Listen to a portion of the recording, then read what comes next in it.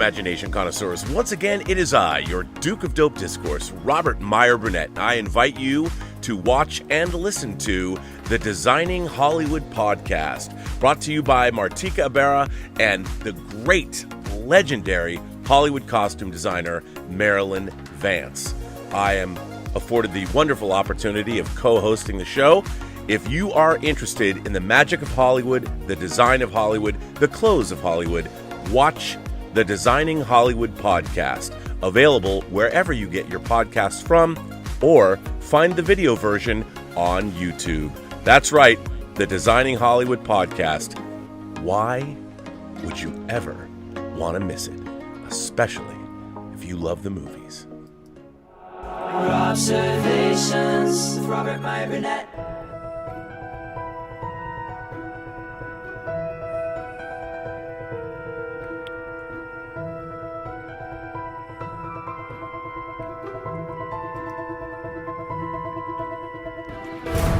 Well, greetings, Imagination connoisseurs. Once again, it is I, your Duke of Dope Discourse, your master of fun and wonder, your viceroy of verisimilitude, your sommelier of sci-fi and cinema, your archbishop of Banterbury, your evangelist of the imagination, and of course, the as yet undefined existential Mr. Rogers. That's right, me, Robert Meyer Burnett. And I am Robcasting it you Imagination connoisseurs, you members of this, the Post-Geek Singularity community. This is Robservations episode number 793. And it's Sunday. Sunday. It's also days before I'm going to see The Batman. That's right. I'm seeing The Batman at the fan screening on March 1st. And then we're having is it the IMAX fan screening or whatever they're calling it? I'm seeing it on Tuesday, obviously, on the 1st. And then, of course, John Campia, we have a fan screening for fans of our show. We and 40 of our close friends are going to be seeing The Batman once again at the AMC 16 in Burbank. And we've already given away the tickets, so it's too late. It's too late, baby. Now it's too late. But it's happening. I think everyone's excited. But, little preamble first. I'm still getting pushback. There's a lot of people that have forgotten that Robert Pattinson has done 10 years of work since Breaking Dawn Part 2. You know what I'm saying? I mean, everyone's like, it's such a weird thing because it must be frustrating for him. He's done some incredible work. I mean, anyone that saw Christopher Nolan's Tenet knows what a gifted actor he is. He was great in This If He's Good Time. That was really good. I mean, he's been in High Life. He's been in all kinds of movies. He's worked for Cronenberg twice in Cosmopolis and Maps to the Stars. I mean, it's like, what more do you want? You'd think a decade of great work would prove that he could take on a role like the Batman. But I heard the same thing when Michael Keaton was cast as the Batman in Tim Burton's 89 Batman. And that was 33 years ago. Heath Ledger's Joker. He can't play the Joker. So anyway, that's par for the course. Now, a friend of mine, Jacob Rubenstein, pointed me in the direction of an article that was written by Emma Garland, and it was published in Esquire on the 26th, so yesterday. It came out yesterday. I read it, and I'm just like, I honestly, no slight on Emma. I don't know Emma Garland, and I'm sure she's a lovely person. But there's these very strange think pieces, whether it's, my whole life, do you like DC or Marvel better? Like, I enjoy them both for various reasons. I really liked when Vertigo came about. I read all of DC's Vertigo books for a long time. Marvel was doing nothing like that. DC had a lot more diverse kinds of storytelling. Marvel focused on superheroes. DC put out things under Piranha Press like Beautiful Stories for Ugly Children. So the idea is like, well, do you like DC or do you like Marvel better? I'm a Valiant guy. No, I'm just kidding. But that's always been bizarre to me. Fans pitting each other against fans. Sunday. I've always thought that was weird. Like, for instance, the Star Trek or Star Wars debate. I was a fanatical Star Trek fan at 5. Star Trek was my jam. It still is. 50 years later, I love it. Now, Star Wars didn't exist when I started watching Star Trek. When I was watching Star Trek, you know what I had? I had shows like Voyage to the Bottom of the Sea or Land of the Giants or the Time Tunnel or the god-awful Lost in Space, which I know a lot of people love. I had no affection for it. I love the Twilight Zone, Outer Limits, and Star Trek. That was it. That was my jam when it came to sci-fi. You know, I liked things like Night Gallery 2 and all the crazy stuff like Dark Room, and it never worked out. Star Trek, however, seems to be eternal, and my love of Star Trek has waned since 2009, but you never know. Star Trek Picard, starting up again this week, Season 2. Maybe it'll be good. Wouldn't that be something? I would love nothing more than to love Star Trek Picard Season 2. I don't have high hopes for it, but I'm going to go in. I'm going to go in and hope for the best. We'll see. But anyway, so these kinds of... Just because Star Wars took place in outer space and Star Trek took place in outer space, people wanted to compare and contrast them, which is so strange to me because they're both trying to do totally different things. Like, I don't compare every cop show. Like, if I like Crime Story and Miami Vice, would I not like Wise Guy? Like, I mean, cop stories can be very different kinds of stories depending on what you're watching. Just like science fiction movies or space operas can be totally different. Star Trek was not remotely interested in telling the same kinds of stories that Star Wars was telling. And I can enjoy them. I mean, Star Wars changed my life. So did Empire Strikes Back. And I still love Star Trek. You know, if you asked me if I like Star Trek the Motion Picture, which hopefully we'll see that 4K restoration of the director's edition this year. I know it's going to be on Paramount Plus. I'd like to get it on physical media. Hopefully we'll find out relatively shortly when that will happen. But if you were to ask me in 1980, Star Trek the Motion Picture opened December 7th, 1979. Empire Strikes Back opened 5 months later at the end of May. If you asked me which one of those movies I liked better, I would say, that's a silly comparison. I loved them both. You know, they were doing totally different things. They were telling totally different stories. But yet, now we have Warner Brothers making all the DC content. You've got the CW shows. You have all of the movies that they're making. Sometimes they're one-offs like The Joker or just Joker.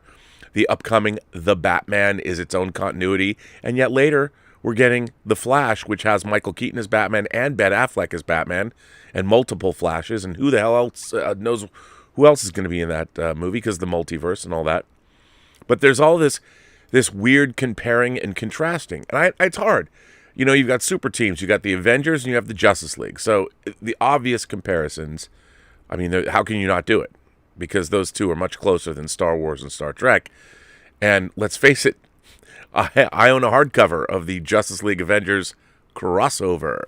So it's not like this hasn't been thought about before. But what's interesting to me is there's this idea that somebody's doing something wrong. Now, I understand in fan circles that Black Widow, Shang-Chi, and the Eternals were not received as well as a lot of the other MCU films. And I understand that. I mean, I enjoyed Black Widow, but even I could see that movie should have come a lot earlier. And it was a little too by the numbers, but I quite enjoyed a lot of it. And it gave us Florence Pugh. And she as Yelena. And she was incredible. And for that alone, the movie, I thought, was a very great watch. And I really loved Shang-Chi. Was it the Shang-Chi? Was it the Master of Kung Fu comics that I read growing up? No. But I still enjoyed it quite a bit. I liked that it was a wuxia movie. I liked the fact that it took another genre film, the way the MCU does, and put its own Marvel twist on it. The way that Captain America the Winter Soldier was a political thriller. Ant-Man was kind of a heist movie. Well, Shang-Chi was a wuxia movie, and I grew up watching those. I loved Chinese fantasy cinema, so that was cool for me. I really liked Eternals. I liked its cosmology. Was it a perfect film? No. If it wasn't in the MCU, I would have said, this is a really interesting movie. But it was in the MCU, and obviously it didn't give everybody the jolt that they wanted from it. But I thought it asked some really interesting questions, and I thought it was very different than other MCU movies, and it had interesting concerns. I don't think it went far enough, but I still quite enjoyed it. And then comes along Spider-Man No Way Home, which is now one of the top 5, if not top 3 now, successful movies ever made. Marvel is probably never going to do a movie as dour as Logan. Probably never as cool as Logan, because I love Logan. It's great. What the Marvel Cinematic Universe is doing is making 4-quadrant entertainment, family entertainment, that's still relatively sophisticated. And my favorite thing about the MCU is it embraces the entire comic book nature of all of it. I love it. I mean, it's like what it was like to be a fan of the comics. It's telling this ongoing story, and yet the funny thing about it is people are always trying to criticize the comics. They don't like the fact that they've been adapted in certain ways, and everybody's wondering or complaining. And I would say, look, and now I can hear the chorus of Rob Burnett is a Disney shill.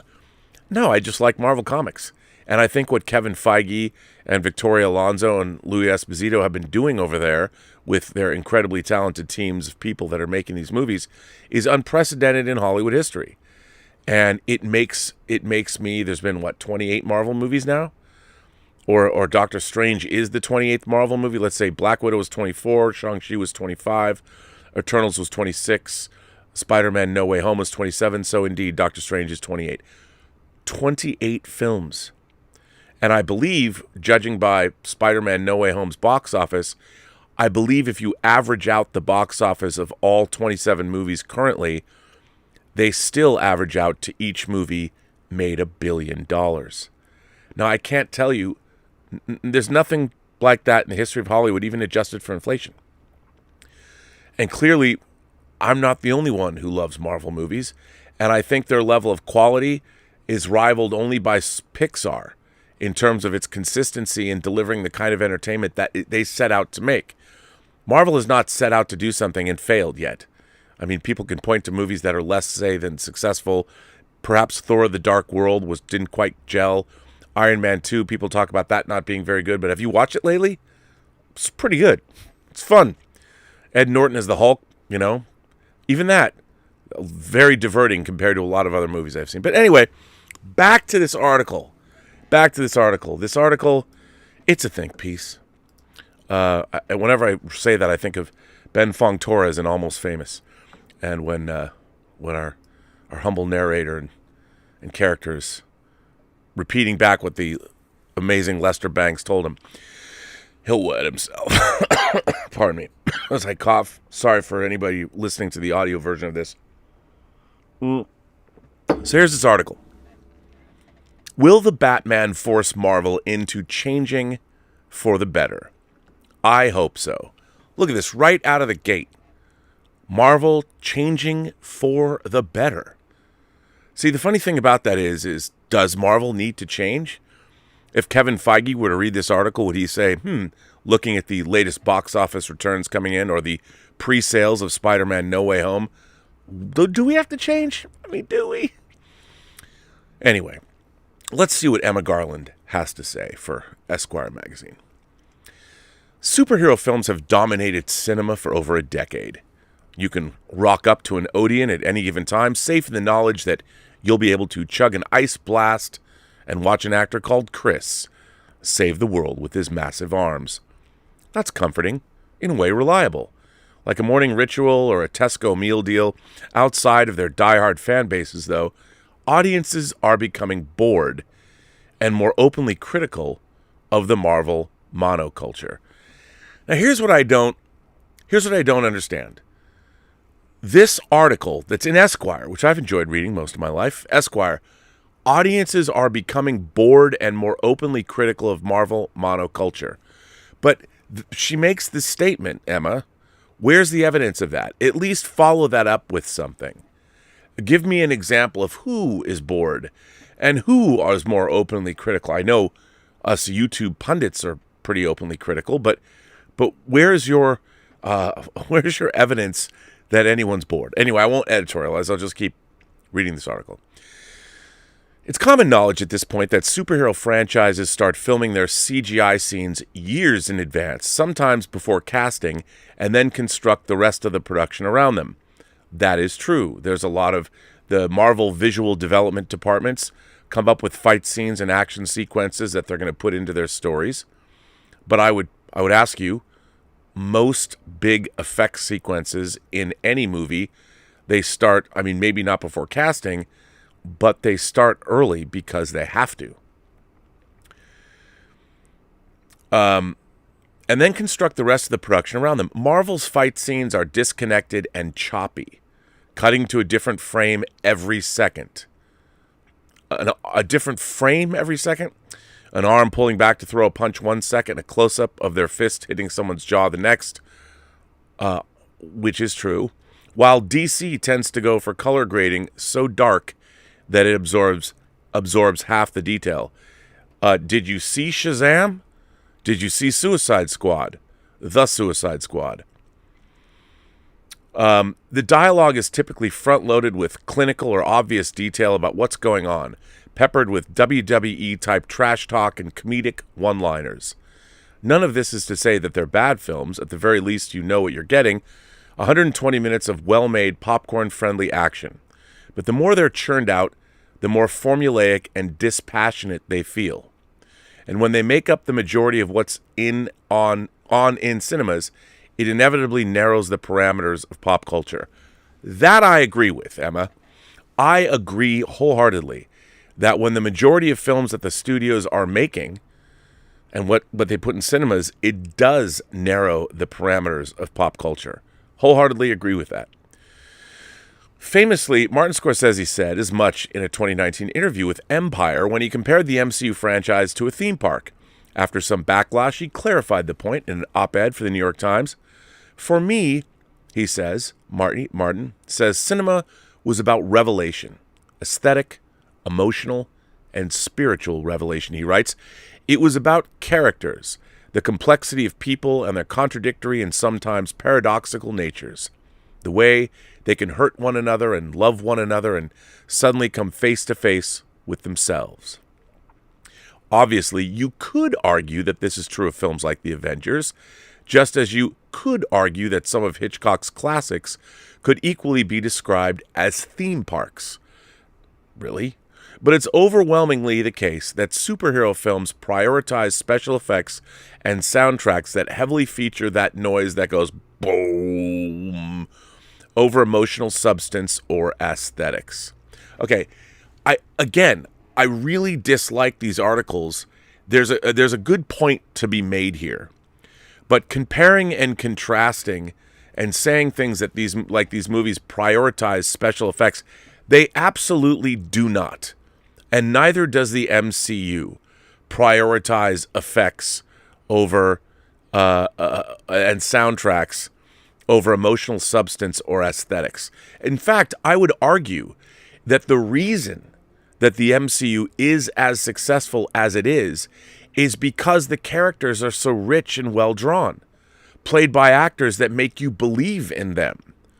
You know, one of my favorite scenes in Avengers Endgame is when Cap talks to Natasha and they have that conversation about what the world is like after the blip, after half the population of the universe has been blipped away by Thanos. It's just the two of them talking. Now, in what 2-hour superhero movie that wasn't part of a big, larger franchise would you spend that much screen time having Captain America and Black Widow talk to each other without throwing punches? The reason the Marvel Cinematic Universe works is because we love those characters. We love them. And the actors that they've chosen to inhabit those characters are brilliant and perfect in what they do. Paul Rudd as Ant-Man. Chris Evans as Captain America. Chris Hemsworth as Thor. Look at Guardians of the Galaxy. Look at that. Look at Chris Pratt playing Star-Lord, who's now going to act with Chris Hemsworth, and the interplay of the two of them, I have no doubt, will be delightful because we've already seen it be delightful and fun. These movies are wildly entertaining, and they actually wildly succeed at what they are trying to do. Marvel movies are not swinging and missing. They're doing all kinds of crazy things, and the fact that all of it works, I didn't think that Iron Man, Captain America, and Thor would ever work together into some kind of cohesive whole, much less build up to an Avengers movie. I was like, how are you going to do that? The first Iron Man movie is fairly grounded, and it's the story of one man, and one man's sort of come to Jesus moment. And then Then you're seeing Thor, and you're seeing Asgard, and the Rainbow Bridge, and the Warriors 3, and Odin, and Loki, and Heimdall. I mean, you're seeing all of it. And somehow, Iron Man and Thor can exist in the same universe. It worked spectacularly well. We're getting our 28th Marvel movie in May, and people such as myself are in a lather about it. What's going to happen? And I just, these think pieces about, well, what's wrong with Marvel? Anyway, let's go on and read this article. Now, I agree. I always talk about on this show that I love my Antonioni Ennui trilogy of movies. I love All That Jazz, one of my favorite films of all time. I love All About Eve. I love Sunset Boulevard. I love Vertigo. I love Almost Famous. I love Ingmar Bergman movies. I love Fellini films. I love Kurosawa. I love films from all over the world. Unfortunately, the world that we live in has changed, and our entertainment is both reflecting and shaping who we are as people. And I do think our whole culture has been, to a certain degree, infantilized. I mean, look at me. I'm an old man with graying hair. Some would say white. And I'm still here talking about comic book movies when I should be thinking about retiring. But I'm not going to. Because if one thing that I can tell you about all of these flights of fancy and what it means to be an imagination connoisseur is there's so much around us that keep us happy and having a good time. And if you don't like one thing, there's something over there. It's delightful. Now, we are in a state where a lot of the things that we love have now been sucked up by larger corporations. So the reason something exists is no longer because creators had a story to tell. It's now happening because corporations have to perpetuate these IPs in the hope of making money, which is odd because one day the corporations are going to figure out that, you know what we need in order to make these IPs work is we all need Kevin Feige's to run these. I mean, the thing about Star Trek is, sure, it's all under the auspices of Secret Hideout and Alex Kurtzman, but there are no visionary people running the Star Trek franchise, so it's being run into the ground. And the people that are the people over there that are making Mike over there doing Lower Decks, or the team doing Prodigy, they're not doing anything remotely similar to what they're doing over on Discovery or Picard or Strange New Worlds. There is no singular vision that is behind all of these. And I think the people telling the stories are unqualified to do so, but that's a rant that I had to stick it in here. You knew it was coming. But in terms of what Marvel is doing, this article is look, I get it. I would love everyone to watch film noir. I would love the fact that people all around the world would be like, oh my God, Criterion's releasing Double Indemnity in 4K. I got to get that. Unfortunately, that was a movie that came out in the 40s, and no one knows what that movie is now. Remember, I always say on the show, pop culture has a half-life of 20 years, and then it sort of fades into obscurity for the general population, not the fan base. And why should it? Why should it last? Entertainment is entertainment. It's in one ear and out the other. We care about it. I care about it. I love the art of filmmaking. I've made it my chosen profession, and I have been a critic and pundit for 25 years, professionally, whether I was appearing on Sci-Fi Vortex on the Sci-Fi Channel with Blind Date's Roger Lodge, or I was the critic at large for Sci-Fi Universe magazine, published by Larry Flint. So I've been talking about these things professionally for a very long time. My first column was in my high school newspaper, real life. So it's not like I haven't not been paying attention. I get it. I understand. But anyway, perhaps Scorsese's comments shamed big studios into taking more risks. Perhaps audiences are showing a greater demand for range. It's significant that independent companies like A24 have risen to prominence as this exhaustion sets in. But it feels like we might be hitting a turning point for superhero films. The conversation around them is often reduced to blanket statements arguing the case for them being good or bad. But the third and more interesting option is to push the envelope of what they could be, which I agree. Joker was a stab at that, and clearly Matt Reeves' The Batman is also going to be a stab at that. Over the last few years, there have been several examples of superhero films becoming more ambitious and experimental. The first was 2018's Into the Spider-Verse, a genuinely innovative and moving film completely unlike any other take on Spider-Man or the modern animated blockbuster. Last year's The Suicide Squad was also a deviation from the DC norm, following their usual pace and format but making room for more character depth and using the budget to push the boat out on visuals. See Margot Robbie diving into an alien eye full of rats. And most recently, we have Matt Reeves' much anticipated The Batman. For all intents and purposes, The Batman is a cult film smuggled to a global audience under a blockbuster name. Is it, though? From the costume design, the 2022 Batsuit features bloodstains, bullet marks, and general wear and tear, to the choice of soundtrack, an orchestral remake of Nirvana's Something in the Way, to the way Reeves and members of the cast have spoken about it, it's an intentional subversion of Batman's traditionally aloof heroism. Have you read Batman comics? There's as many different iterations of the Batman as there are colors of the rainbow. Or as many people might say, genders. There's a lot of Batman out there, a lot of different kinds of Batman, and we haven't seen that many of them in or up on the big screen. Robert Pattinson, never one to play a normal character, has described his interpretation of Bruce Wayne as a guy who has no idea of who he is and no reason to live. Far from assuming a heroic identity as a force for good by night, the identity is a crutch of its own, a way of coping with life following the death of his parents. As far as origin stories go, Todd Phillips' The Joker, or just Joker, took much of the same approach, although it pulled Joker out of the comic book universe and into the realm of psychological thriller. While several films have been dedicated to the villain origin story, very rarely do we get into the psychology of the hero beyond something sad happened to them in childhood. This interrogation of vigilante heroism, in many ways just as worrying as villainy, that one bad day away sentiment has been written into the arc of the Joker from day one for a reason, is a welcome shift in gears. Obviously, the DC universe has always been dark, visually and emotionally. You mean the films, obviously, because clearly the comics. The DC universe hasn't always been dark. Look at the 66 Batman television series, of which spawned a feature film. But the way the Batman is packaged has more in common with 90s cult staples like The Matrix, Fight Club, or The Crow, or Seven or Zodiac, than it does a modern superhero film. But it is a modern superhero film. It is a filmmaker in Matt Reeves, who already worked in a franchise with Planet of the Apes and also remade Let the Right One In.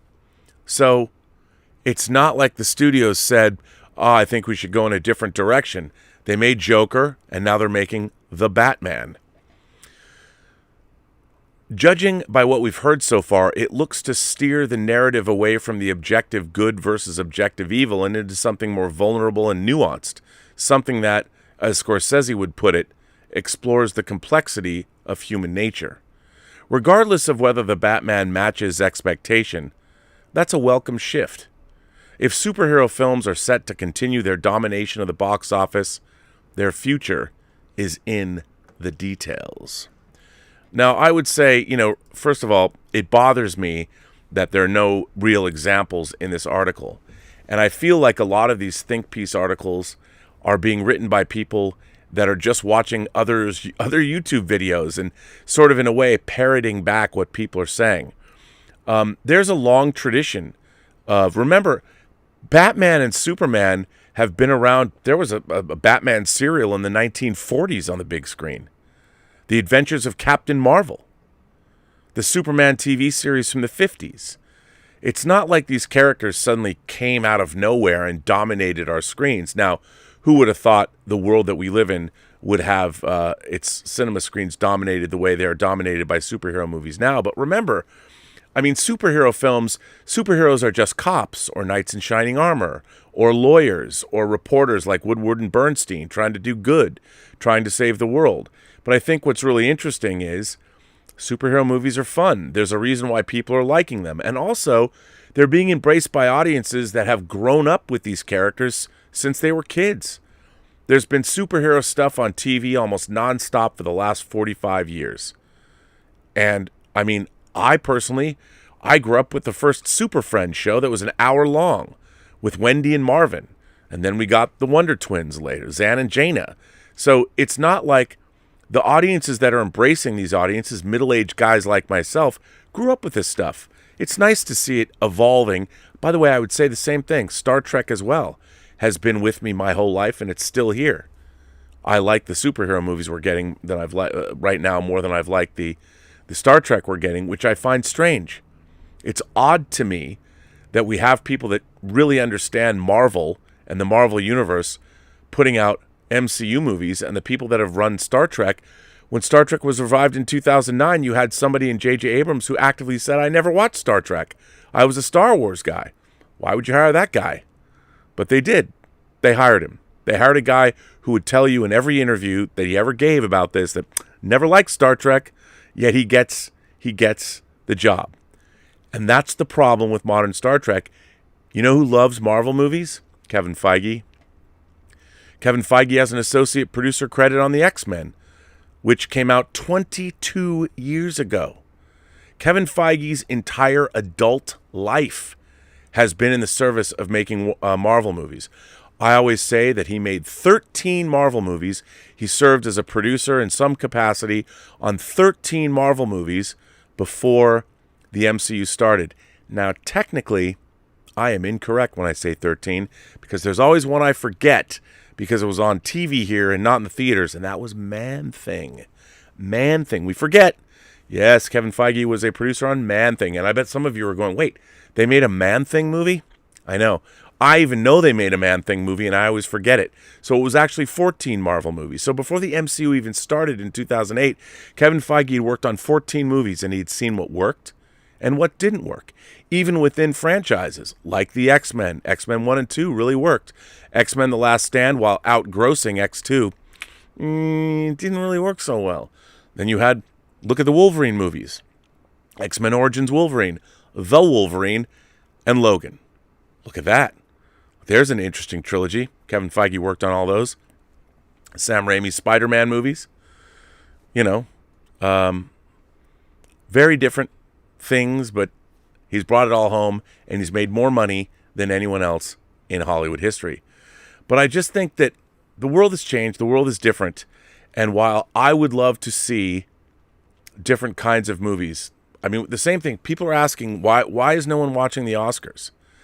Because the people, look, I love all kinds of movies.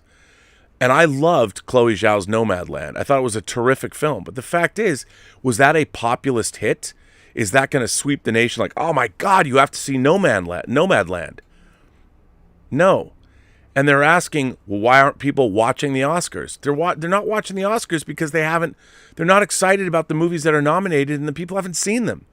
You know, every year that goes by, even me, who devours movies like, you know, I'm a starving man in the desert, doesn't see all of the nominated movies. I used to see everything. But now it's I have to say that a lot of the movies that we're getting, I'm sorry, there's a lot of great stuff. I mean, there's a lot of, even on streaming, terrific things are getting made today. But a lot of the movies that are getting released, even those movies are like other movies. You know, I remember seeing Tootsie for the first time, one of my favorite comedies. Arthur, which came out in 81. I saw it when I was 14. I saw Tootsie when I was 15. I fucking love those movies. They were really hilarious. It was true character-based humor. Those movies were sort of set in the real world, both of them set in New York. I don't know why. Growing up in Seattle, I loved anything that was set in New York, even give me the sleaziest New York of Frank Henlotter's Basket Case, or, you know, give me Scorsese's Taxi Driver, or Hi Mom, or Brian De Palma's early movies, whatever. I loved, but that was like the real world, and I love movies like we're getting none of those movies. We don't get anything. All that jazz. I was 12 years old, changed my life, made me want to be a film editor. It was the first time I was like, oh my God, the film editing in this movie is incredible. But even the people that are watching this channel now, all of you, all of us, we imagination connoisseurs, we're getting more imagination connoisseur material now than we've ever got in history. I mean, the world is incredible. But even I, who love it all, am a little sick of just getting this steady diet of of stuff that is relatively kind of the same. Why do you think Squid Game became such a huge hit for Netflix? Because it was something relatively new. Well, Rob, it's just the Hunger Games or Battle Royale or the Running Man. Yes, but presented in a very different way. Because Squid Game, for all of its trappings, was a very human story. Everybody could relate. It was about people that were having economic hardship and they were willing to put their lives on the line to bet it all, literally bet it all, to try and win a bunch of money that would get them out of the hole. Well, everyone who's bought a lottery ticket in the last week or who had to go on unemployment or figure out, everybody got that. Everybody understood that. Squid Game was a populous thing because not only was the story incredible, not only did you ask yourself as you watched it every moment, would I do that? But it was something everybody could relate to. And in America, when you have corporate decision makers telling the studios or they're trying to figure out, well, what can we give these consumers? What they should be doing is casting a wide net and going out and finding really creative people to come in, and if you want to make a Star Wars movie, come in and pitch it all. But you know what? The problem is the stories have to also support theme parks and merchandise and all this other stuff. And it's like, we can't, if we do something wrong, we don't want to piss off parents because then they're going to get mad at. The last thing that we have with all of these corporate held IPs, the last thing they do is decide to have a fealty to the story that they're telling. Because the story they're telling really doesn't matter. The brand matters. But what they don't realize is the brand because it told great stories that captured people's imaginations. Look, it's not like what came first, the chicken or the egg. Great stories and great characters are always, that's what wins the day. It'll always win the day. That's what keeps your IPs strong, and that's what keeps people coming back. They don't need to be lectured to politically. I mean, you want to tell a political story? Fine, build it in the story.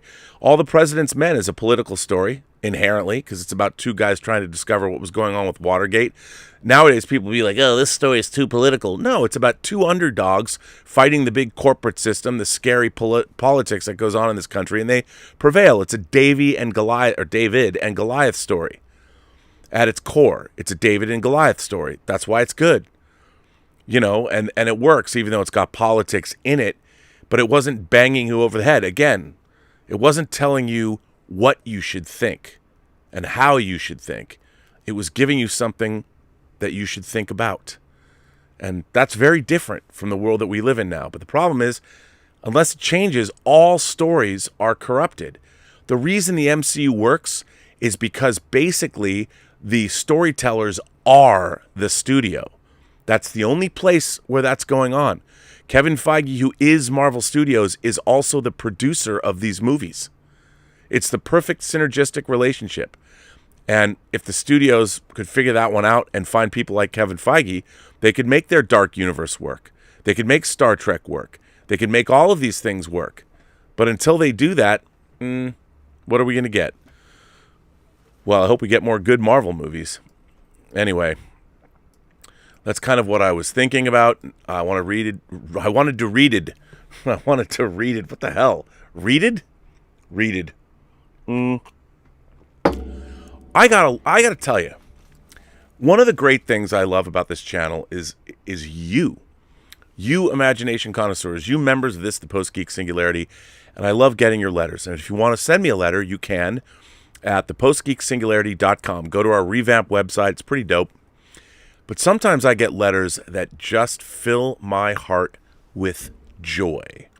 And this, my friends, is one of those letters. This letter comes to us from the Woolly Sheep. That's right, the Woolly Sheep. Dear Mr. Robert Meyer Burnett. Hey man, just call me Rob. Hello, my name is Noah Woolley. I'm 16 years old, a sophomore in high school. And I've been watching you here and at the John Campea Show for nearly 3 years now. I thank you very much for your content. Yesterday, the 25th of February, was my birthday. So I thought I'd finally write in my first letter. Like any ordinary 16-year-old, my dream is to become an artist. Well, Noah, let me just tell you, just by reading these few lines, I can tell you, you are not like any ordinary 16-year-old. You, sir, are extraordinary. That's cute is the ordinary response when I share my dreams of becoming a filmmaker. A pat on the head, if you will. But it's true. As a kid, I never had much interest and still don't in sports, but I love films. I would watch films on repeat, memorizing lines, sequences, and musical themes. I knew my favorite films by heart. The Empire Strikes Back and Hook were two of my favorites at the time. In elementary school, I spent all of my time thinking about art. I would get in trouble nearly every day for drawing on my assignments instead of completing the work they contained, and spent recesses planning films out with friends. But it wasn't until I was 13 years old that I started trying to make films.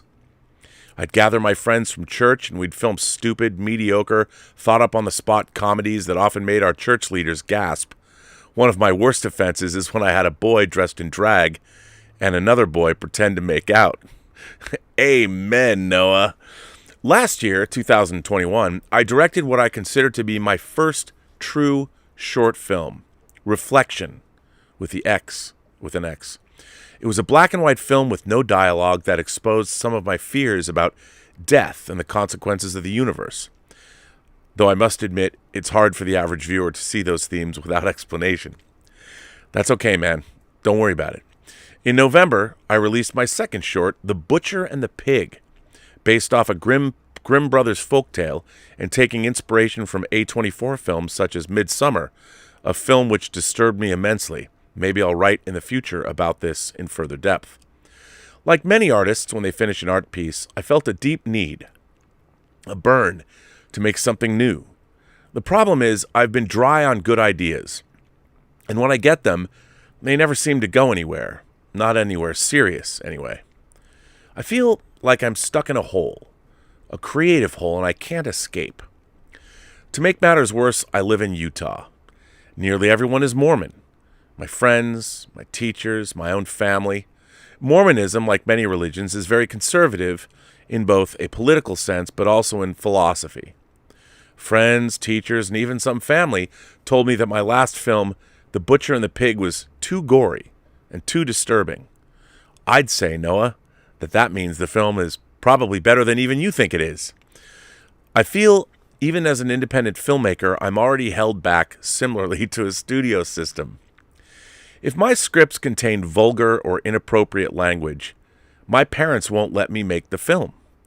If my scripts contain natural human sexual behavior, my parents won't let me make the film. If my film ideas get too dark or go against their religion, my parents will not let me make the film. And even if they did, my films would then offend most of my friends and family. I remember telling my mother I wanted to make a film someday about Joseph Smith from the perspective of him being a con man, similar to Guillermo del Toro's recent Nightmare Alley. And even the mere suggestion offended her immensely. Another problem is, most people in the area that I would want to use as actors would not be willing to do some of these things if I wrote them into my script. I feel so angry, saddened, and frankly depressed at all the self-censorship and censorship of human behavior. I feel like I'm held back. So I want to voice here what many others, such as yourself, have voiced many times. I just need to let it out. The censorship of natural and realistic behavior, such as, but not limited to, sex, language, violence, and philosophical beliefs, is fucking ridiculous. You put fucking in here. Fucking ridiculous. You go, Noah. Film, no art, is to express ourselves, to recreate the human experience and condition. And we should never limit ourselves any more than how our technology already does. I thank you deeply for your time. If anyone is interested, you can find these two films on my small YouTube channel, Noah Woolley Films. That's NoahWoolley Films. Thank you, Mr. Burnett. Keep doing what you're doing. Noah Woolley. Man, if I haven't heard a call to arms like this, I mean here, of course not in Ukraine, but here. Noah, first of all, you, sir, are a gentleman and a scholar. I'm assuming you're a man, being that your name is Noah, but I would not want to use the wrong I'm just going to assume. I know you're not supposed to assume anything, but Noah, I love this letter, and I want to thank you for writing in. And I'll tell you something. Back in the 60s, when two of my favorite TV shows were made, of course, the original Star Trek and the original Twilight Zone, there were many subjects that you couldn't talk about on television because of network standards and practices. You couldn't delve headlong into things like racism, or you couldn't talk about the Vietnam War. There was a lot of subjects that were verboten. You just couldn't talk about them. They wouldn't let you. So people like Rod Serling, who created The Twilight Zone, and Gene Roddenberry, who created Star Trek, well, they created fantasy and science fiction shows in The Twilight Zone and Star Trek because then they could get away with dealing with subject matter that standards and practices, if you were making a story set on Earth or set in the quote-unquote real world, they wouldn't have let you tell. And I see that you're kind of in the same position that those mavericks are in, that Rod Serling and Gene Roddenberry were in. You live in a culture that is rather restrictive in terms of what they're going to allow you to show and the subject matter that you'd like to deal with. And you're also a teenager. You're also 16. You know, that was the era I was listening to all kinds of music and watching very transgressive movies I probably shouldn't have been watching, but I loved reading horror novels that were full of sex and violence. And I loved it all. But, you know, I also had to get good grades so people wouldn't pay attention to what I was reading. But I would say this. You've got to keep making movies. It sounds to me like you're way ahead of most people that are your age, and that's spectacular. I will go watch your movies. But what you should do is figure out a way to cleverly work within the system that you're in right now. And rather than address these issues, say, I don't know, full frontal, guns blazing, figure out ways where you can deal with these issues in roundabout more. Look at it as a creative problem to solve. You know what I mean? Like Rod Serling, like Gene Roddenberry. If you want to deal with a story that deals with John Smith or sex or violence or religion, make it allegorical, meaning tell another story, a different kind of a story, but what you know you're doing is you're dealing with the issues that you want to address, but put it inside a story that is more palatable to the community that you live in. And go back and watch. If you've never seen the original black and white 1959 to 1964 Twilight Zone, just Google best Twilight Zone episodes. If you haven't seen them, don't read the descriptions. Just watch them. And imagine what it was like for audiences in the late 50s and early 60s, what it was like to see some of those stories, because they dealt with a lot of really heady issues. As a matter of fact, you know, I think about Eye of the Beholder is an episode you should take a look at. Don't read anything about it. Now, it is in black and white, and I know it's going to be something that might be off-putting, but hey, it might inspire you to try making a black and white movie. But you know, look up Eye of the Beholder. If Eye of the Beholder doesn't catch you right away, I can understand that. But Eye of the Beholder and another one, Time Enough at Last. Watch those two. And remember, don't read anything about them. Now, it's going to seem very stylized to you. It's going to seem like it's almost like a play, and it might take a little while to get used to it. But judging by the letter that you have written here, I think you'll understand what I'm trying to get at by watching those episodes. But you can't give up the fight. You're a rare individual, Noah. You need to keep going with your art. You can't be frustrated. And by the way, what you were describing is the life of an artist. Many artists from long ago never were discovered really until after they were dead, and they'd already done their best work. Remember, art is a battle, and you'll be fighting that battle for the rest of your life. And if you choose to become a filmmaker, that battle never ends. But you're going to get victories, and those victories are going to be sweet. And one day, your parents are going to come to you and they're going to say how proud they are of you if you stick to your guns and make it happen. Because one of the things about making movies is it's an interdisciplinary life.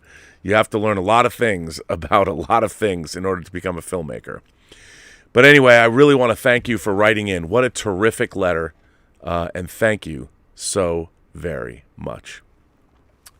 And by the way, keep writing in, and if you're interested, I'd be really curious. I'm having the 800th episode of Robservations coming up.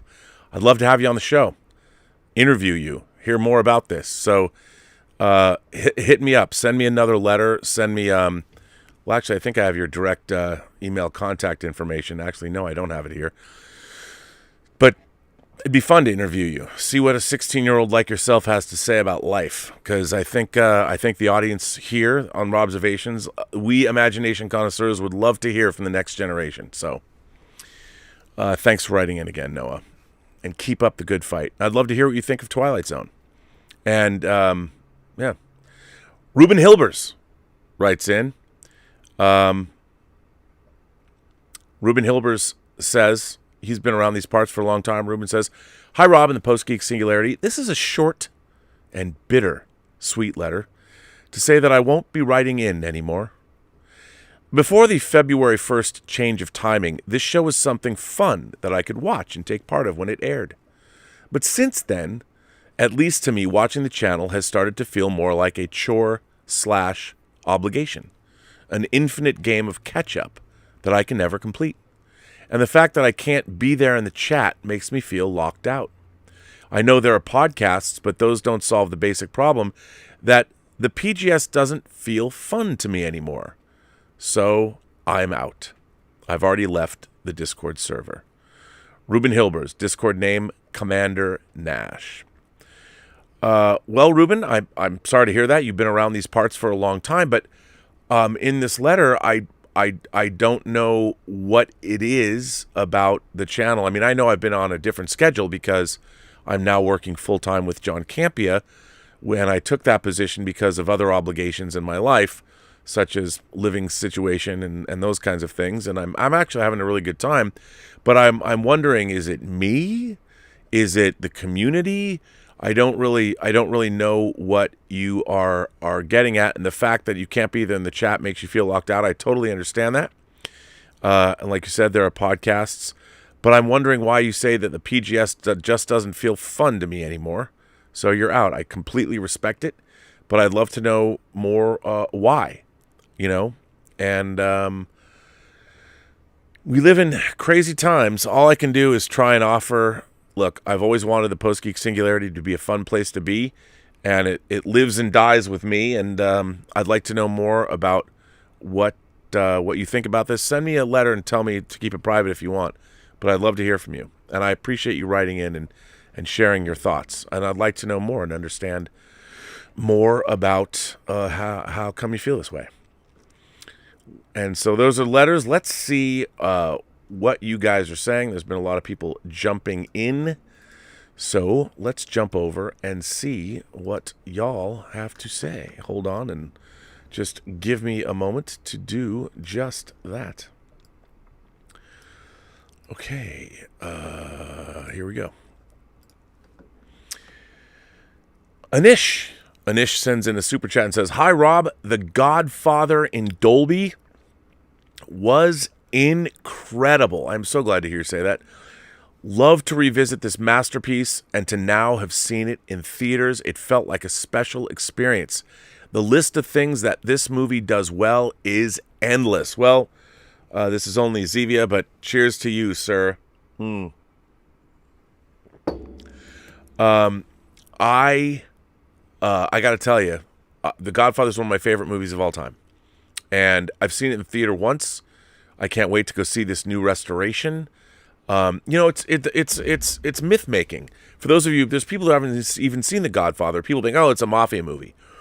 Well, it's a movie set within the milieu or the realm of the mafia, but really Coppola described it as being a story about a king and his three sons. And it's really all about succession and who's going to take over and how they can take over. I I can't tell you how much I love that movie. I love it. So I love that you went to the theater and had that experience, because it's a movie that's 50 years old, and to be able to see something in the theater like that, it doesn't happen often. So kudos to you for doing it. Darth Plato says, "All right, Bob, or all right, Rob, you've talked me into it. I'm going to go see Twilight. The Batman. This will be my first theater jaunt since Justice League. The trailer looks hot in more ways than one." Well, Darth Plato, I think everybody should go see The Batman. I mean, and if you want to complain about it, you can't complain about it unless you've seen it. I think it looks terrific. I've only heard great things about it. So yeah, unbelievable. You got to report back and tell me what you think. I can't wait. I'm really looking forward. I don't know if the embargoes drop at like midnight. Like when is it 9 a.m.? I don't know when the review embargoes drop, but it's going to be really interesting to read those reviews tomorrow. I'll tell you. Darth Plato goes on to say, "I finally got around to watching Eternals. It struck me as a generic sci-fi take in terms of plot. I recall the comics. This was too different. My biggest complaint was the history. Go figure. The Spaniards didn't wipe out the Aztecs. I can't pronounce the Talaxians. I want to say Talaxians. Talaxians. That's what it looks like to me. Well, that's a good point. But remember, this isn't our universe. It's the MCU. So history can unfold a little differently. But I can understand that. There's a lot of people that didn't dig the Eternals. I mean, ever since I was a kid, I've always liked the idea of ancient astronauts and all that. But Gene Roddenberry didn't. Gene Roddenberry used to say, "I don't believe in ancient astronauts. They're, you know why? Like, ancient astronauts didn't help build the pyramids. Human beings built the pyramids because human beings are awesome." And I always kind of liked that too, which I thought was good. But yeah, I mean, if you don't dig the Eternals, I can understand that. It was a very different kind of a movie, really, and I don't think it was entirely successful. But I like the fact that they made an MCU movie like it. I thought that was pretty interesting. Mike Prez says, "Hi, Rob. I've been thinking about Skyfall lately and how Bond goes to his Scottish dad's mansion in Scotland. I think it's interesting how Bond is half Scot and half Swiss. I'm part Scottish myself. Do you have any Scottish in you? Bring on the whimsy." I don't think I have Scottish in me, but I did get a 23andMe for my sister, my biological sister. I have like French and German and Irish in me. I don't know about if I'm a Scotsman. It'd be kind of cool. Yeah, but I like that too. I like the idea. I like that Bond is a man of many places. Darth Plato says, "Rob, did you ever see Moving Violations? Was Moving Violations the movie with Bill Murray's brother? What did you think of that movie?" I saw that movie and how about Detective School Dropouts? I don't think I've ever seen Detective School Dropouts. I have seen Moving Violations, but I saw it once when it first came out, like probably 40 years ago. So I don't really remember it, unfortunately. I don't remember it. Well, look at all these people that subscribe to the channel. Thanks, everybody who subscribed to the channel. Man says, "My man Rob, I wish I could give more to the channel." Well, man, you don't have to give anything to the channel. Anything anyone gives the channel, I greatly appreciate. But I appreciate the sentiment. As long as you're here, as long as you watch the shows and participate in the chat, and I mean, the one thing about this channel that I like the most is the participatory nature of it. I think that hopefully when I started this channel, when I started doing Robservations back in basically December of 2018, the goal was to make this channel feel what it was like to go to a great panel discussion at a science fiction convention, where you could talk about things, and then afterwards, when the panel was over, you'd take the conversation out into the hall. And it's very funny because in 1984, my friend Shade and I, we took a road trip from Seattle. We took like a 2-week road trip from Seattle to California with the specific purpose of going to the 42nd World Science Fiction Convention in Anaheim. But we went and we stayed at my aunt's in San Francisco. We went and stayed at my friend Shade, his aunt's in Palm Springs, and then we went and hung out in LA. And we were in high school. And it was a glorious experience. And I met Kerry O'Quinn, the publisher of Starlog magazine, and he and I had like a 4-hour conversation right outside we were in the convention center hotel. I forget which one, and then people kept joining this conversation, and people would come and they would go, and it was this rollicking conversation that lasted for 4 hours. He even wrote about it in his column From the Bridge, and I'm like, this is the greatest thing that's ever happened to me, and I couldn't help but think that that's what this channel could be, that maybe somebody would be inspired enough for like our friend Noah to make movies and things like that. If we can get that done, that's all I'm looking for, man. So it's good that you're here, and thank you for supporting the channel. I very much appreciate it. Our friend RRTNZ sends in a super chat, says, "Hail Rob," or "Hail Bob" this time. Random comic question: favorite Batman story and why? Ooh. For me, it has to be The Dark Knight Returns, Miller's glorious ending for Batman. Cheers. Well, I read The Dark Knight Returns when it was first coming out, and I have to say, it was so revolutionary because it treated Batman very differently than he'd ever been treated before. And it's hard for me to explain to people what the 80s comic renaissance was like. I mean, Frank Miller was what he did in Daredevil with Elektra, and then he did things like Ronin, which was a big event, direct sale only event for DC, I think in 82. I have the absolute edition of that. And then, of course, The Dark Knight Returns was, it was amazing. And the thing about that comic was, I must have read that comic 100 times. I read that comic over and over and over again simply because I couldn't believe what I was reading. It was one of the most eye-opening Batman stories. I don't know if it's my favorite Batman story, but it has things in it that I love. The one-armed Green Arrow coming in and launching a kryptonite arrow at Superman so Batman could give him the beatdown. The Dark Knight Returns is so great, but I also love Batman Year One. But then again, I loved, I wouldn't necessarily call it a Batman story, but Identity Crisis I really liked. And then I loved a lot of the 70s Batman comics that Neil Adams drew, that Denny O'Neil and Neil Adams drew. I read so many comics that I don't know, one storyline. I don't know if I could pick out one storyline. Hell, I loved it when Batman punched out Guy Gardner in Justice League. That's still one of my favorite things in any comic ever. He just flattened Guy Gardner with one punch. It was hilarious.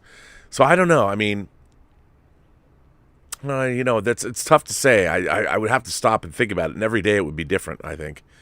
RRTNZ follows up, says, follow-up question, favorite Batman film? Cheers. Favorite Batman film? Oh, boy. I want to say something, unique. But I think probably The Dark Knight. I'd have to say The Dark Knight because, and I don't love the end. To be honest, I don't love the end, but I think it's The Dark Knight only because it's a combination of it's Michael Mann, and it has that whole feel, and I really loved that. I love the scope, I love the nature of it. I really loved it. That's probably my favorite. Louis Terrazas, where have you been, Louis? Louis says, Rob, I'm back and stoked for Batman. That was, by the way, my Randy Quaid from Independence Day. I'm back and stoked for Batman. What's going on with the rumors that the fan community is already divided over it? Movie looks awesome so far. I don't know. I've talked to a lot of people that are divided over it. I'm like, why? It's a 3-hour Batman movie made by Matt Reeves, who made 2 great Planet of the Apes films and made a pretty good remake of Let Me In. I think it's going to be great. I think it's going to be epic. I think it's going to be very different. They're trying something very different. I'm all for it. Look, if something's bad, condemn it, by all means. But don't condemn it until you've seen it. Because otherwise, you don't have enough information to condemn it correctly. So, I'm stoked, Louis. And I'm seeing it in less than 48 hours. And I am stoked. Rhett Proctor says, well, I started watching the Jurassic Park movies again, and I am so excited for Jurassic World Dominion. I've always loved the science fiction, but I've heard that they'll have more accurate dinosaurs. Well, Rhett, I got to tell you, against my better judgment, look, I love the first Jurassic Park, but I actually like Jurassic Park. I like The Lost World and the third one. It's dinosaurs, man. I mean, the first Jurassic Park's pretty great. But, I mean, I liked all of them. Dominion, I guess it's my expectation. I didn't go in expecting a lot from all the sequels, and Jurassic World was, Jurassic World, was it Fallen Kingdom? But this one looks cool because it tickles, the new one coming out, tickles my fancy of seeing dinosaurs running around in cities. I mean, that's pretty much, since I'm a kid, and I grew up watching things like The Beast from 20,000 Fathoms, or the god-awful Danish Reptilicus, or Godzilla movies. I mean, I just want to see dinosaurs wrecking shop in a city. We got a little bit of that in The Lost World, but I want to see more of it. And look, seeing dinosaurs running through Colorado and wild horses behind them as the sun is setting, I'm like, all you have to do is show me that for 2 hours and I'll be fine. Because I'm not looking for the Jurassic, right? I'm not looking for Dominion to do anything for me except give me shots of dinosaurs. Rules. I never thought a 3-hour Indian movie about cricket would float my boat, but it certainly did. So I'll check that out. Absolutely. Living with Dameron sends in a super chat. How is Living with Dameron? Is that okay? Living with Dameron. Me again, here in LA for my anniversary. Didn't get into the campiest screening to meet you. If you're seeing Batman again at the Chinese on Thursday at the 650 IMAX, I'll buy you snacks. Hashtag centipede in space. Well, Living with Dameron, I don't know what to say. LA for your anniversary. I'm sorry you didn't get into the campiest screening. We are seeing the movie. I'm not at this Chinese. I'm seeing it again on Friday, on the 4th. So, but, hit me up. There's no reason I have to go to a movie. You can buy me snacks somewhere else. But I want to hear back from everybody after they've seen the Batman. Brian Osborne says, I saw Apocalypse Now, the final cut, a couple of years ago in IMAX, and it was my first ever viewing of the film, and it was awesome. Brian, Apocalypse Now is one of my favorite movies. I have this incredible framed Japanese poster that Elizabeth does not want me to hang up in our new place because she's like, this is a war movie. I don't like this war poster. It's awesome. Apocalypse Now is it's an incredible experience. I mean, can you imagine if they made that? There's no CG in that movie. It didn't exist. That movie has peak verisimilitude.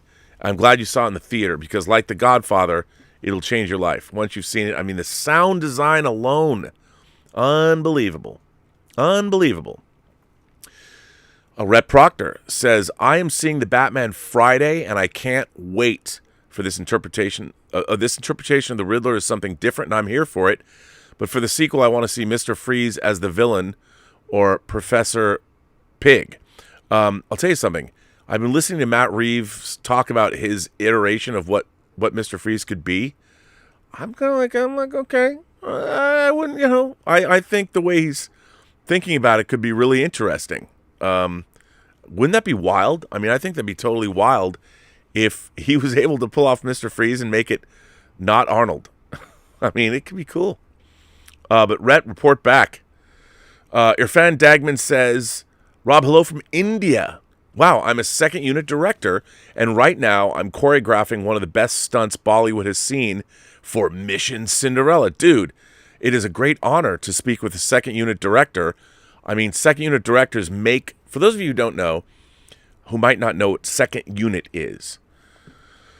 Second unit is what the name implies. It is a different shooting unit that is separate from the first unit, and most of the time, a second unit crew is in charge of filming like a car chase sequence.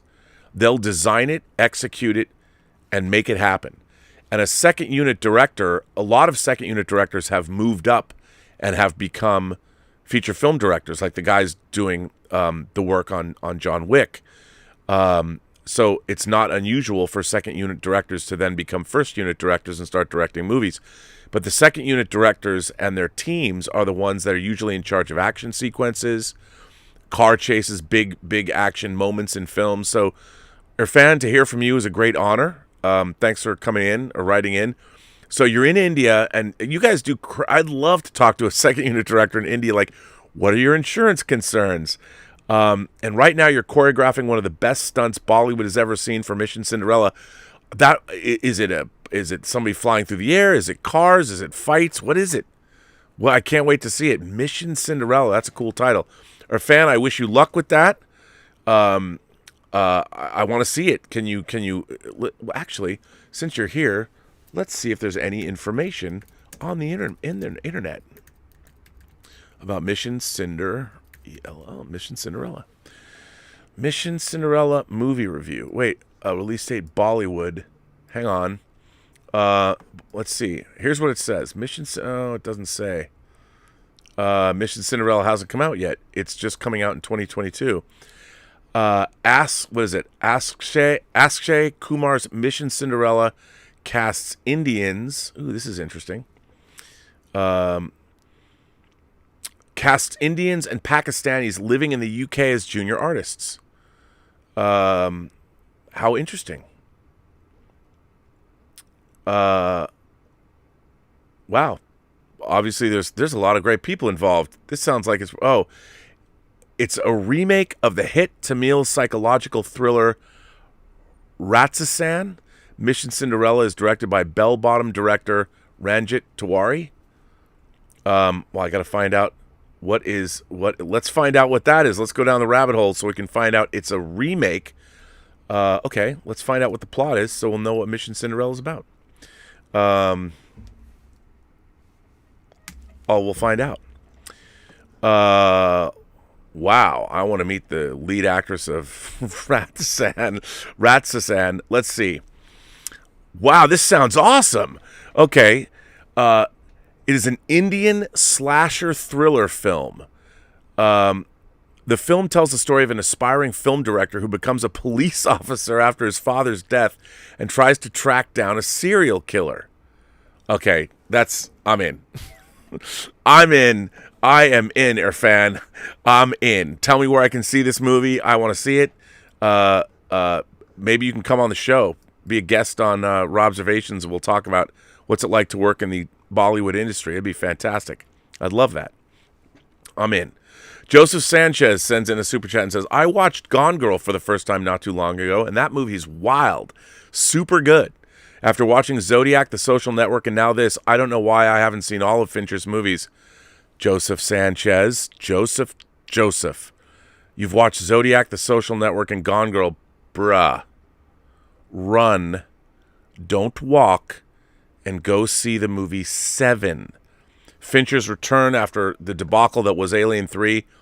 If you don't know anything about Seven and Fight Club, don't read anything about them.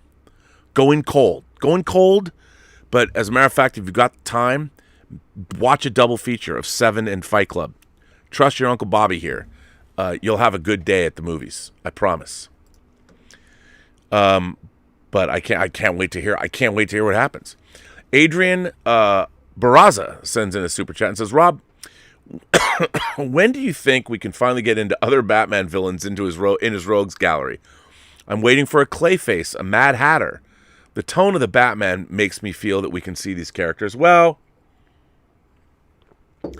I think one of the problems is with those villains is how do you make Clayface work in the Batman's milieu, which looks to be relentlessly realistic? I mean, they can do it if Matt Reeves knows what he wants to do with Clayface. But I'm with you. I mean, with Mr. Freeze. But I'm with you, man. I think that I'd like to see more Batman villains. But the problem is the general public. I mean, those of you who watch Batman the Animated Series know who all these characters are. But can they translate those? I mean, is an audience going to buy off on the Mad Hatter?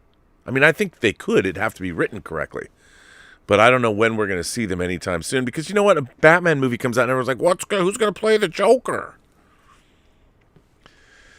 I'd like to see something different, though. Like you. Josh Baker sends in a super chat. Thanks, Josh. I appreciate that. Rob, I'm very excited for the Batman. And I think this movie is going to have a lot of world building. I agree. That's why it's 3 hours, like a Bollywood movie, without the musical numbers. It's a 3-hour Batman movie. I think this movie is going to have a lot of world building. I also can't wait until the HBO Max show that is connected to the movie that's based on the incredible comic series Gotham Central. That is right. They're talking about doing 2 spinoffs, a Gotham Central spinoff and a Penguin spinoff that features Colin Farrell's Penguin. So I'm there for both. I mean, we'll know. Either the world is going to change and we're going to have a new Batman that people are all stoked about, or people are going to be like, that was a swing and a miss, and we'll know. Actually, we're going to know tomorrow because the reviews come out. I'm excited. Sheriff Carl. Hello, Sheriff Carl. How you been? Wow. Sheriff Carl says, Seattle feels like Gotham tonight. A shooting murder on 3rd and Pine today. Pissing down rain. We're ready for some fucking Batman. I'll be seeing it Tuesday with my best friend, who I went to 30 years ago to see Batman Returns at the Guild 45th. The Guild 45th, you make me sad. There is no more Guild 45th. I saw Time Bandits. I saw The Road Warrior at the Guild 45th. I love the Guild 45th. And then you can go right down the street to Dick's. There's a Dick's Drive-In. It's one of the great Seattle institutions. You eat a bag of Dick's. That's what they were talking about. Well, Sheriff Carl, that's really terrible to hear that there was a shooting and a murder on 3rd and Pine. I mean, my God, poor Seattle. You leftists, you should be ashamed of yourselves. Adrian Barraza goes on to say, also, when can we get a Batman Beyond? I would love to see Wayne's mortality and age be the reason to pass on the bat torch. This is one of the things I thought the Mask of Zorro did well. I agree with you. That's a great idea. I would love to see that. Look, I make no bones about the fact that I would love to see a Batman Beyond film. I'd love to see Michael Keaton be an older Bruce Wayne. You know, I watched Protégé. I thought he was great in it. I'm a huge fan. He's been killing it lately, whether it was Dope Sick or whether it was Protégé or whether it was even the Founder. I mean, the Keaton's Renaissance, whatever you want to call it. He's awesome. I mean, bring on. They've got to make a Batman Beyond series or something with him. Our fan Dagman comes on and says, oh, we shot a car chase which turns into a hand-to-hand Muay Thai style fight. Dude, I mean, you must have seen, as a second unit director, you have to have seen The Raid and The Raid 2 Barandal. Man, I would love to see that. Oh, I can't wait to see this movie. Mission Cinderella. All right. Living with Dameron goes on to say, dude, our fan, you gotta keep us we get no news about Indian movies here in Hollywood. Zippo, zero. No one covers them in any of the trades. Nothing. We know nothing. We are ignorant Americans when it comes to the largest film industry in the world. We know nothing. But now that I have you, I expect you to be the lifeline. We could be making inroads for the entire Indian film industry here. You know, I mean, I think about movies like Robot. I mean, I was lucky to see that.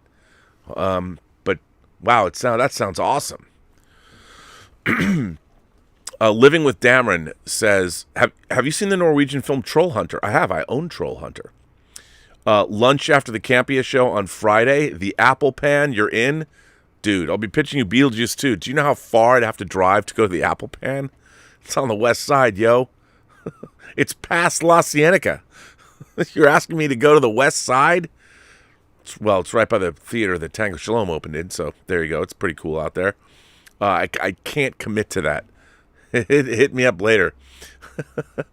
Push44 sends in a tip and says, Hail, Sir Robert, or Hail, Sir Bobbert. I haven't heard that in a while. I love being called Bobbert. I used to get called Bobbert a lot when I was in high school. Thank you a million times for the sexy and stylish respite from the ugliness. Love you, Rob. I love you, too. I love that. Sexy and stylish. I mean, with my Laserdisc shirt going retro today. I appreciate supporting the channel. Our fan Dagman comes back and says, no shaky cam, only hardcore fights with long takes, bro. You are singing my song, Irfan. I'd love to see that. And hopefully we're going to see some of that in the Batman, too. Long, hardcore fights with long takes. I'm so there for that. Bring it on. Yes, sir. Sonny Dominguez, what's going on? Sonny, you've been in Texas for a while. In Texas for a few weeks more. I realized I've been situationally depressed, but want to discuss that in the letter I'm writing to you. Please do. I saw The Worst Person in the World tonight, which is another inspiration for the coming letter. Where in LA are you moving to? We're moving about an hour east of Los Angeles. Doesn't mean I can't still drive in. We're moving. I don't think I should quite say yet, but yeah, I'll just say we're moving east. Moving east. RRT ends up. But first of all, situationally depressed. Remember, you can always, when you get back, hit me up. We'll go see a movie at the AMC, man. I don't want you to be situationally depressed. And I love that. I have to say, there's something funny about you saying you're situationally depressed. That's not funny, but that you went and saw the worst person in the world. I find that funny that you did that. What movie can I see? I want to be uplifting. The worst person in the world. I hear it's great though.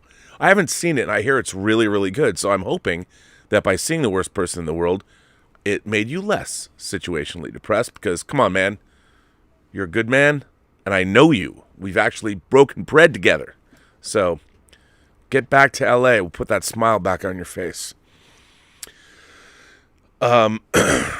Wait, RTNZ said, follow-up question, favorite Batman film? I answered that. Did that get come in? How did that come in twice? I don't know. But Dark Knight. A lot of people subscribe. That's good. Thanks for subscribing to the channel, everybody. Well, that brings me to the end, I think. The end of tonight. I've got more work to do before I end this evening. I want to thank everybody for being here. I don't even know. Brian Hepburn and Tom Jr. Jackson. Everybody's here. I want to thank you guys for moderating this channel and tonight's impromptu stream. Although I did plan it, so that's pretty good. Charlie the Unicorn, you crack me up. You crack me up. Well, I want to thank you, Tom. You are a goof person. And I want to thank Brian for coming here and moderating. I want to thank everybody for generously supporting the channel via tips and super chats. I very much appreciate it. Yeah, I'm pretty stoked about this Batman movie. I'm not going to lie. I have high hopes. I'm all in on this. Like, my chips are on the table. You know, Lashif is over here, and I'm wondering if I can outplay him. I'm all in. I think it's gonna be great. And you know, I have to start dismantling this place in earnest, but it's gonna be rebuilt, less of a mess, more professional. That's what I plan on doing. Yeah, the month of March is going to be moving month, in and out. And you want to see something interesting? I'll tell you about that later. We have some interesting news to share. Some news that you're gonna love. That isn't related to movies or anything like that. It's just a personal thing, but you'll love it when you find out. You can see a bit of if you follow me on Instagram at RM Burnett, you'll get a taste of what I was going to show you. But yeah, so it's going to be an interesting month on this channel, and I want to thank you all for being here. Remember, every person you meet has a story to tell that you have yet to hear, and all you have to do is listen. And with that, I would say to all of you, as I always do, Sonny, this means you too. Have a better night and a better day. And I will see you on the John Campea Show tomorrow at 10 a.m. Pacific.